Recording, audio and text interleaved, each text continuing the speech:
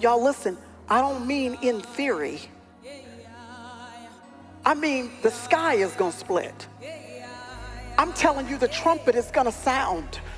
I'm telling you, Jesus is coming back, and when he returns, we're gonna have to look, and when he returns, we're gonna have to look our Savior in his eyes and give an account for what we did with this life that he entrusted to us. First, we're going to have to answer the question whether or not we were in relationship with God by placing faith in Jesus Christ.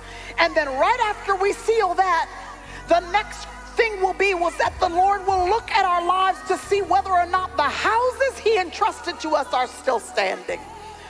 Whether or not we were faithful with the time, the talent, and the treasures that he gave us on this side of eternity. John says the reason why you want to make sure your house is still intact over time is because eternity is in view. And when eternity is constantly in our view, brothers and sisters, when we're reminded of the fact that one day Jesus is going to return, and by the way, I think that day is coming sooner than we think.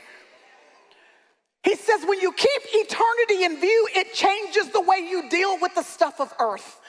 The decisions that you make, the responses and reactions that you give to people, the words that you use, the steps that you take, the forward motion that you determine in your businesses and in your ministries and in your relationships with your spouses and with your children and your grandchildren. He says you're going to want to build a house that is firm and solid and that stands over the course of time, because you're going to have to give an account for this house of yours.